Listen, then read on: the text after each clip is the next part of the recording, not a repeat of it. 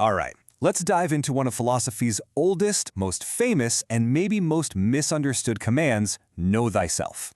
It's a phrase you've heard a million times, but what if its real meaning isn't what we think it is? What if it's been lost in translation over thousands of years?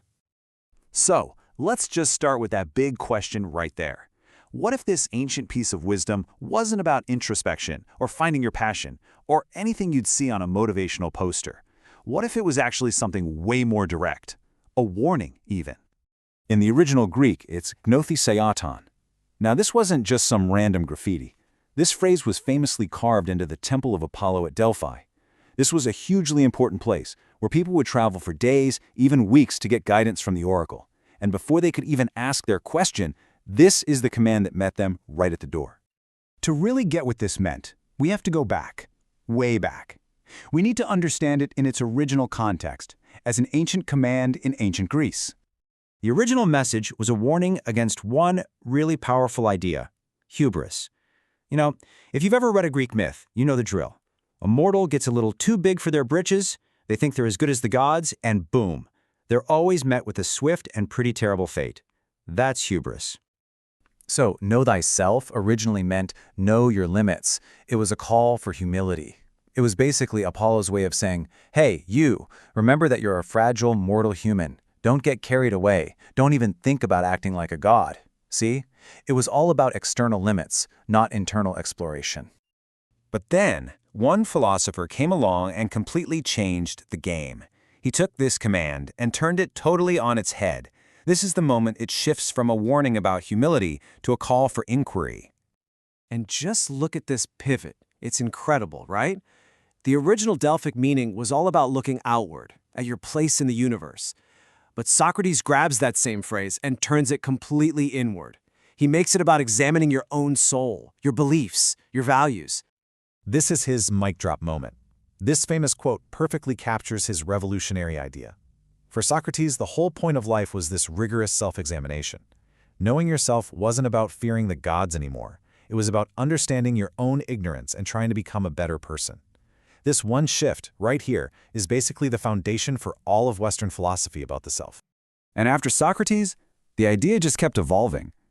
You can fast forward to the 19th and 20th centuries, and you've got people like Freud and Jung taking it into the psychological depths, saying, hey, we need to uncover our unconscious minds. Which, of course, brings us to today, where know thyself usually means modern self-awareness. You know, understanding our emotions, motivations, and all the little biases that make our brains tick. This whole evolution leads us to a really powerful way to think about what self-knowledge means for us today. Let's imagine it as an archaeological dig, an excavation, but the site you're digging up is your own mind. What psychology taught us is that so much of what makes us us, our weird fears, our repetitive habits, our deepest drives, it's not right there on the surface. It's buried deep in our unconscious, shaped by years and years of our past experiences. So to really know yourself, you've got to be willing to pick up a shovel and dig. So what does a dig like this even look like? Well, it starts at the surface, just noticing your day-to-day thoughts and emotions. Then, you have to dig a little deeper into your own personal history, the wounds you've carried, the scripts you learned as a kid. You also have to look at yourself in the mirror of your relationships. How do you show up for other people? And finally, you dig all the way down to the core. What are your fundamental values? What truly gives your life a sense of purpose? And yeah, this kind of digging takes real courage. As the poet May Sarton says here, we have to dare to look. It's not always going to be pretty. You might find parts of yourself, your shadows, that are really tough to look at. But seeing them, understanding them, that's the absolute first step toward becoming whole. Okay, so why does any of this ancient philosophy and deep psychology actually matter in our busy, chaotic modern lives? Well, the answer is, it probably matters more now than ever before. Because the payoff here is incredibly practical. This isn't just fluffy stuff. Research shows again and again that people with higher self-awareness make better decisions. They handle their emotions better. They build deeper, more authentic relationships, and they're way more resilient when life throws them a curveball. It's basically a blueprint for a more effective and fulfilling life.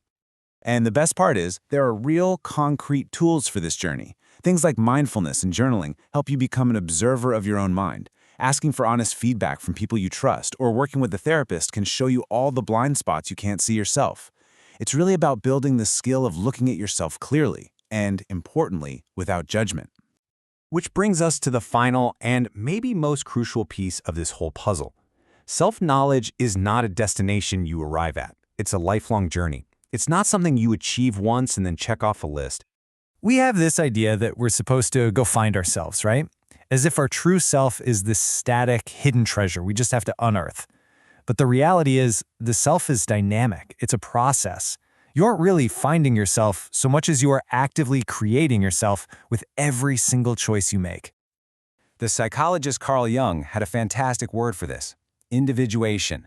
He saw it as this lifelong project of bringing all the different parts of you, the conscious and the unconscious, the parts you like and the parts you don't, and integrating them into a more complete, functioning whole. So ultimately, that's the goal. To know yourself is to stop being a passive passenger in your own life, like a ghost being pushed around by forces you don't understand.